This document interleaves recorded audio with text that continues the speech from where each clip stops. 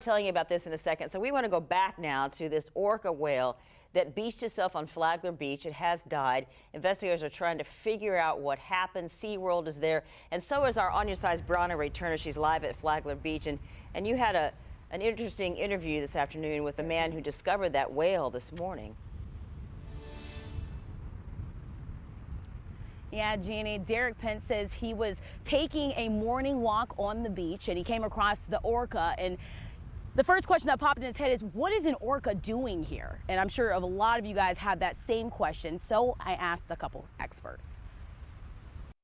It's not every day you see an orca washed up here on the First Coast. Well, I mean, I've rescued sea turtles before off the beach, but I never thought I would see an orca. I will say that I wish this was a rescue and not a recovery. Derek Pence has lived in Palm Coast for a few years and takes his morning beach walks just about every day. And he still can't get over what he witnessed. We saw something propped up in the water. It was large. It was about 25 feet offshore.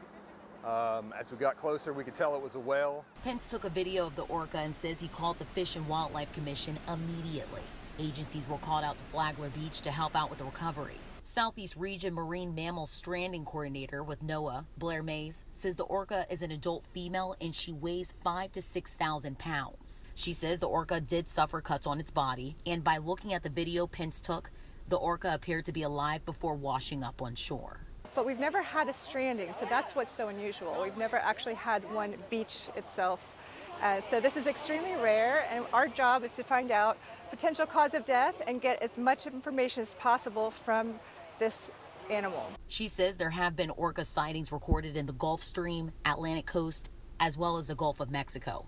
But she's never heard of an orca beach itself. So our job is to try to find out why it died and what are the potential cause of death. And so we won't really know if it's something natural or potentially anthropogenic, human cause. And that's our job, is to kind of rule things in or out. And then at that point we can determine, if there's cause for concern.